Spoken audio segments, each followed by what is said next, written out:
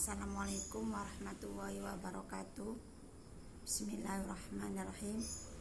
Perkenalkan, nama saya Aisyah, mahasiswi STKIP NU Indramayu, Prodi PGSD 5B, yang mana video kali ini saya akan meresum mata kuliah pembaharuan dalam PBM SD dari bab 1 sampai bab 7, yang mana mata kuliah tersebut diampu oleh beliau, yaitu Ibu Khoimatun MPD. Bab yang pertama yaitu konsep pembelajaran dalam konteks kurikulum 2013. Bab yang kedua, desain sistem pembelajaran dalam konteks kurikulum 2013. Bab yang ketiga, desain penilaian otentik dalam kurikulum 2013. Bab yang keempat, desain strategi pembelajaran. Bab yang kelima, model pembelajaran saintifik proses. Bab yang keenam, model dan metode pembelajaran berbasis pendekatan saintifik proses. Dan bab yang ketujuh yaitu pembelajaran multiliterasi para pengajar. Baiklah, saya akan menjelaskan bab 1 yaitu konsep pembelajaran dalam konteks kurikulum 2013. Apa makna pembelajaran di bab ini? Istilah pembelajaran dapat definisikan dari berbagai sudut pandang. Dari sudut pandang behavioristik, pembelajaran sebagai proses pengubahan tingkah laku siswa melalui pengoptimalan lingkungan sebagai sumber stimulus belajar. Sejalan dengan banyaknya paham behavioristik yang dikembangkan para ahli, pembelajaran ditafsirkan sebagai upaya pemahiran keterampilan melalui pembiasaan siswa secara bertahap dan terperinci dalam memberikan respon atau stimulus yang diterimanya, yang diperkuat oleh tingkah laku yang patut dari para pengajar. Pembelajaran dari sudut pandang teori kognitif didefinisikan sebagai proses belajar yang dibangun oleh guru untuk mengembangkan kreativitas berpikir yang dapat meningkatkan kemampuan siswa dalam mengonstruksi pengetahuan baru sebagai upaya peningkatan penguasaan materi yang baik terhadap materi pelajaran. Berdasarkan pengertian ini, pembelajaran dapat dikatakan sebagai upaya guru untuk memberikan stimulus, arahan, dan dorongan kepada siswa agar terjadi proses belajar. Sedangkan pembelajaran dari sudut pandang teori interaksional didefinisikan sebagai proses interaksi peserta didik dengan pendidik dan sumber belajar pada suatu lingkungan belajar. Berdasarkan konsep ini, pembelajaran dipandang memiliki kualitas baik jika interaksi yang terjadi bersifat multi arah, yakni guru siswa, siswa guru, siswa siswa, siswa sumber belajar, dan siswa lingkungan belajar. Pembelajaran inovatif merupakan pembelajaran yang lebih bersifat student centered, artinya pembelajaran yang lebih memberikan peluang kepada siswa untuk mengkonstruksi pengetahuan secara mandiri dan dimediasi oleh teman sebaya. Terkait dengan desain pembelajaran, peran guru adalah mengkreasi dan memahami model-model pembelajaran inovatif. Pembelajaran konstruktivisme menekankan pada proses belajar, bukan mengajar. Peserta didik diberikan kesempatan untuk membangun pengetahuan dan pemahaman baru yang didasarkan pengalaman nyata. Pengertian kurikulum 2013.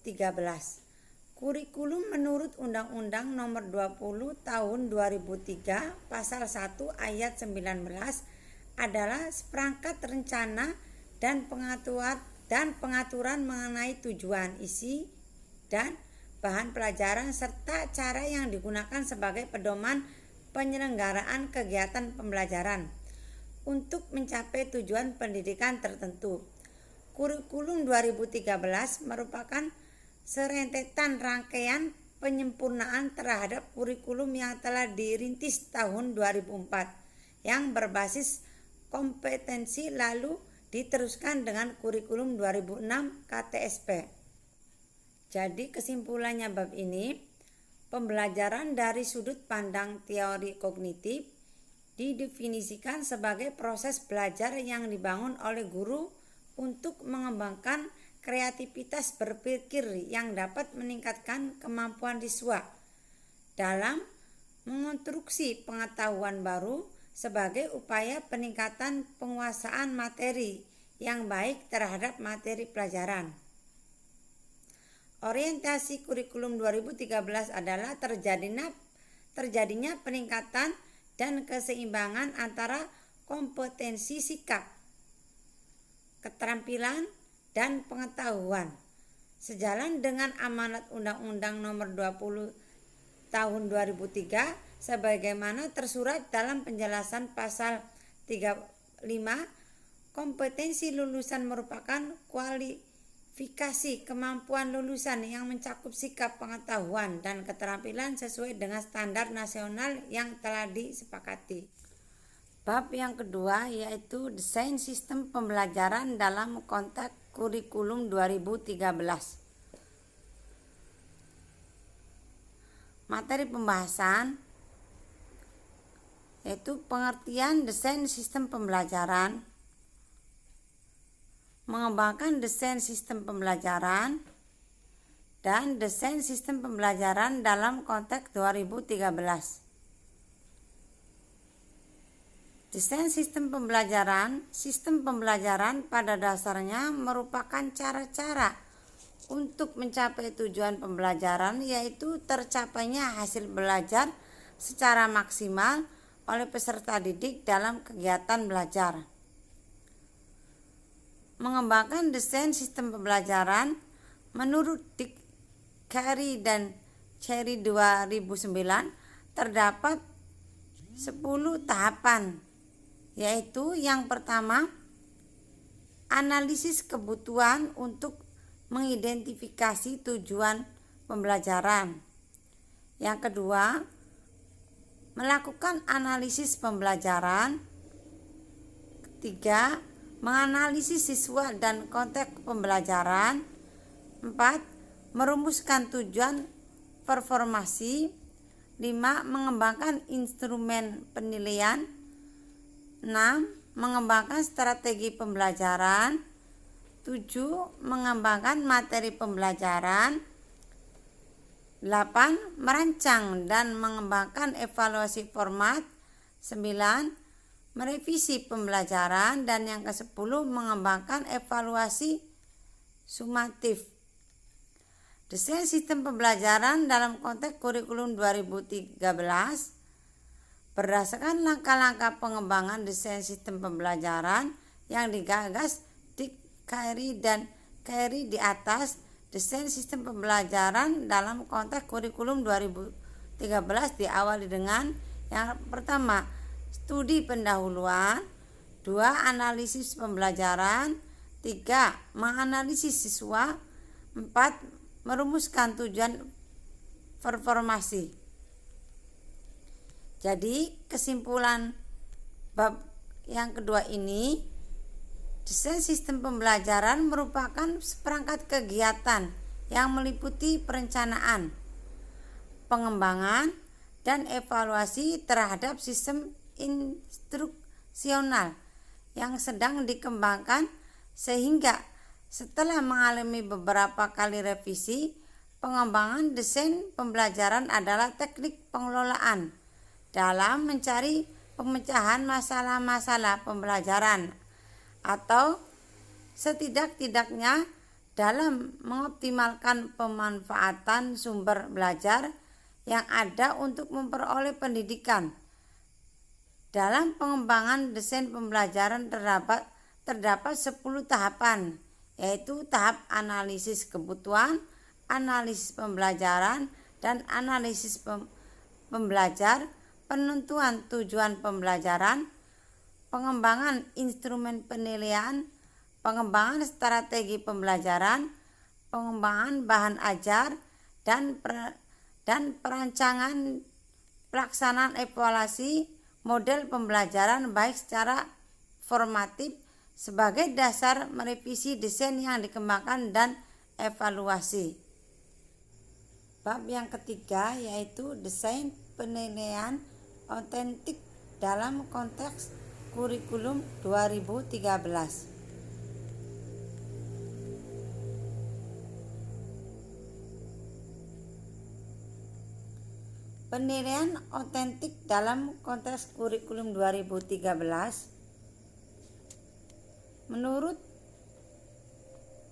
Wormeli 2006 menyatakan bahwa penilaian otentik mengacu pada dua aspek. Pertama, penilaian otentik berhubungan dengan bagaimana siswa mampu mengaplikasikan hasil belajarnya di dalam kehidupan sehari-hari. Kedua, penilaian otentik merupakan penilaian yang mampu mengetahui secara jelas bagaimana siswa belajar dan hal-hal apa yang menyebabkan siswa terdorong untuk belajar. Keutamaan penilaian otentik dalam konteks kurikulum 2013 yaitu yang pertama, penilaian otentik memiliki legitimasi yang jelas dalam hal bahan ajar, keterampilan, dan karakter, sehingga bahan ajar, keterampilan, dan karakter yang terkadang dalam penilaian otentik dianggap penting dan dibutuhkan dalam proses belajar mengajar maupun bagi kehidupan sehari-hari siswa. Penilaian otentik mampu menilai secara akurat kemampuan siswa sejalan dengan capaian perkembangan yang diperolehnya dalam setiap tahapan pembelajaran. Penilaian otentik adalah penilaian yang mengutamakan kebermaknaan belajar, sehingga penilaian otentik menurut siswa untuk membangun pengetahuannya sendiri melalui pola inquiry dan sekaligus mengembangkan nilai-nilai kehidupan yang berguna bagi siswa. Bab yang keempat yaitu desain strategi pembelajaran dalam konteks kurikulum 2013. Mendefinisikan ulang pendekatan, metode, dan teknik pembelajaran. Pendekatan pembelajaran Jamil 2016-145 mengatakan bahwa secara garis besar pendekatan pembelajaran dibagi menjadi dua, yaitu Taker-Cantor berpusat pada guru dan Student-Cantor berpusat pada siswa. Pada pendekatan Taker-Cantor, pembelajaran berpusat pada guru sebagai seorang ahli yang memegang kontrol selama proses pembelajaran, baik organisasi, materi maupun waktu. Guru bertindak sebagai pakar yang mengutarakan pengalamannya secara baik sehingga dapat menginspirasi dan menstimulasi siswa. Sementara pendekatan Student-Cantor, siswa didorong untuk mengerjakan sesuatu sebagai pengalaman praktik dan membangun makna atas pengalaman yang diperolehnya. Guru hanya berperan sebagai motivator dan fasilitator. Bab yang kelima yaitu model pembelajaran scientific process dalam konteks kurikulum 2013. Hakikat model pembelajaran scientific process, model pembelajaran yang menggunakan kaidah-kaidah keilmuan yang memuat serangkaian aktivitas pengumpulan data melalui observasi, menanya, eksperimen, mengolah informasi atau data, kemudian mengkomunikasikan dalam pendekatan saintifik paling tidak ada 3 model pembelajaran yang dapat diterapkan, yaitu yang pertama model pembelajaran berbasis proyek, kedua model pembelajaran berbasis masalah, dan yang ketiga model pembelajaran berbasis inquiry. Yang pertama yaitu pembelajaran berbasis proyek. Pembelajaran berbasis proyek adalah model pembelajaran yang menggunakan proyek atau kegiatan sebagai media. Pembelajaran peserta didik melakukan eksplorasi, penilaian, interpretasi, sintesis, dan mencari informasi untuk menghasilkan berbagai bentuk hasil belajar. Yang kedua yaitu pembelajaran berbasis masalah. Pembelajaran berbasis masalah adalah sebuah pendekatan pembelajaran yang menyajikan masalah kontekstual sehingga merangsang peserta didik untuk belajar dalam kelas yang menerapkan pembelajaran berbasis masalah. Peserta didik bekerja dalam tim untuk memecahkan masalah dunia nyata dalam situasi belajar bersama di sekolah. Yang ketiga yaitu pembelajaran berbasis inquiry. Pembelajaran inquiry merupakan kegiatan pembelajaran yang melibatkan secara maksimal seluruh kemampuan siswa untuk mencari dan menyelidiki sesuatu benda, manusia, atau peristiwa secara sistematis, kritis, logis, analitis, sehingga mereka dapat merumuskan sendiri penemuannya dengan penuh percaya diri. Pembelajaran inquiry menekankan kepada proses mencari dan menemukan materi pembelajaran, tidak diberikan secara langsung. Peran siswa dalam pembelajaran ini adalah mencari dan menemukan sendiri materi pembelajaran, sedangkan tenaga pendidik berperan sebagai fasilitator dan pembimbing siswa. Jadi, kesimpulannya, pendekatan saintifik adalah model pembelajaran yang menggunakan kaidah-kaidah keilmuan yang memuat serangkaian aktivitas pengumpulan data melalui observasi, menanya, eksperimen, mengolah informasi atau data kemudian mengkomunikasikan. Kemendikbud 2004. Tujuan pendekatan saintifik dalam pembelajaran antara lain untuk meningkatkan kemampuan berpikir peserta didik, membentuk kemampuan dalam menyelesaikan masalah secara sistematik, menciptakan kondisi pembelajaran supaya peserta didik merasa bahwa belajar merupakan suatu kebutuhan, melatih peserta didik dalam mengemukakan ide-ide, meningkatkan hasil belajar peserta didik, dan mengembangkan karakter peserta didik. Bab yang ke-6 yaitu model dan metode pembelajaran berbasis pendekatan scientific proses.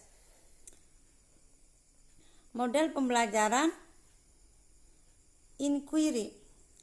Hakikat model pembelajaran inquiry. Model pembelajaran inquiry adalah suatu model pembelajaran yang dikembangkan agar siswa menemukan dan menggunakan berbagai sumber informasi dan ide-ide untuk meningkatkan pemahaman mereka tentang masalah, topik, atau isu tertentu. Penggunaan model ini menuntut siswa untuk mampu untuk tidak hanya sekedar menjawab pertanyaan atau mendapatkan jawaban yang benar. Model ini menuntut siswa untuk melakukan serangkaian investigasi, eksplorasi, pencarian, eksperimen, penelusuran, dan penelitian. MPI merupakan model pembelajaran yang melibatkan minat dan menantang siswa untuk menghubungkan dunia nyata dan kurikulum dengan kurikulum, meskipun sering dianggap sebagai penemuan individu. MPI sebenarnya merupakan model pembelajaran yang melibatkan kerja kolaboratif siswa sehingga masing-masing siswa dapat belajar dari yang lain dalam sebuah interaksi sosial yang kondusif. Bab yang ketujuh yaitu pembelajaran pendekatan saintifik proses berbasis proyek, discovery, dan eksperimen. Model pembelajaran pendekatan saintifik adalah proses pembelajaran yang dirancang sedemikian rupa agar peserta didik secara aktif mengonstruksi konsep, hukum atau prinsip melalui tahapan-tahapan mengamati, merumuskan masalah, mengajukan atau merumuskan hipotesis, mengumpulkan data dengan berbagai teknik, menganalisis data, menarik kesimpulan, dan mengkomunikasikan konsep hukum atau prinsip yang ditemukan. Pembelajaran berbasis proyek merupakan salah satu upaya untuk mengubah pembelajaran yang selama ini berpusat pada guru menjadi pembelajaran yang berpusat kepada peserta didik. Langkah-langkah model pembelajaran berbasis proyek yaitu penentuan proyek, perencanaan langkah-langkah penyelesaian proyek, penyusunan jadwal pelaksanaan proyek, penyelesaian proyek dengan fasilitas dan monitoring guru. Dan kelebihan model pembelajaran berbasis proyek mempersiapkan peserta didik menghadapi kehidupan nyata yang terus berkembang, meningkatkan motivasi peserta didik untuk belajar, dan mendorong kemampuan mereka untuk melakukan pekerjaan penting. Kelemahannya model pembelajaran berbasis proyek, waktu dan biaya yang lebih banyak dibutuhkan. Tahap pembelajaran dalam model pembelajaran proyek ini selalu mengikutsertakan presentasi atau performance sehingga membutuhkan desain sekolah dan kelas yang lebih efektif dan dinamis. Model pembelajaran discovery. Model discovery merupakan proses mental siswa mampu mengasimilasi suatu proses atau prinsip-prinsip. Metode discovery ini adalah di mana siswa bisa mendapatkan hasil yang sama pada akhirnya dengan cara berada sesuai dengan pemikirannya masing-masing. Dalam hal ini siswa diharapkan mendapatkan tema sesuai dengan imajinasinya sendiri tanpa ditentukan oleh guru. Langkah-langkah penerapan model discovery yaitu membuat masalah yang mau dipecahkan, pilih jenis masalah yang sesuai dengan tingkah perkembangan kognitif peserta didik. Dan kelebihan model pembelajaran discovery dapat membangkitkan kegairahan belajar pada diri siswa. Teknik ini mampu memberikan kesempatan kepada siswa untuk berkembang dan maju sesuai dengan kemampuan masing-masing. Kelemahannya yaitu ada yang berpendapat bahwa proses mental ini meningkatkan proses pengertian saja. Para siswa harus dituntut berpikir kreatif. Model pembelajaran eksperimen. Model pembelajaran eksperimen adalah sebuah penyajian pelajaran yang dimana para siswa melakukan percobaan dengan mengalami dan membuktikan sendiri sesuatu yang dipelajarinya. Langkah-langkah model eksperimen yaitu mempersiapkan pemakaian metode eksperimen, guru menyediakan lembar kerja, para siswa membuat kesimpulan dan laporan hasil eksperimennya. Kelebihannya, membuat siswa percaya atas kebenaran atau kesimpulan berdasarkan percobaannya, dapat membina siswa untuk membuat terobosan. Kelebihan model eksperimen membuat siswa percaya atas kebenaran atau kesimpulan berdasarkan percobaannya, dapat membina siswa untuk membuat terobosan-terobosan baru dengan penemuan dari hasil percobaannya dan bermanfaat bagi kehidupan manusia. Kelemahannya, model ini lebih sesuai dengan bidang-bidang sains dan teknologi. Model ini memerlukan berbagai fasilitas, peralatan, dan bahan yang tidak selalu mudah diperoleh. Jadi, kesimpulannya, pembelajaran dengan pendekatan saintifik adalah proses pembelajaran yang dirancang sedemikian rupa agar peserta didik secara aktif. Jadi kesimpulannya, pembelajaran dengan pendekatan saintifik adalah proses pembelajaran yang dirancang sedemikian rupa agar peserta didik secara aktif mengkonstruk konsep, hukum atau prinsip. Pembelajaran berbasis proyek adalah metode pembelajaran yang menggunakan proyek atau kegiatan sebagai media. Terima kasih dari kami. Mohon maaf bila banyak kesalahan. Billahi taufiq wal hidayah. Wassalamualaikum warahmatullahi wabarakatuh.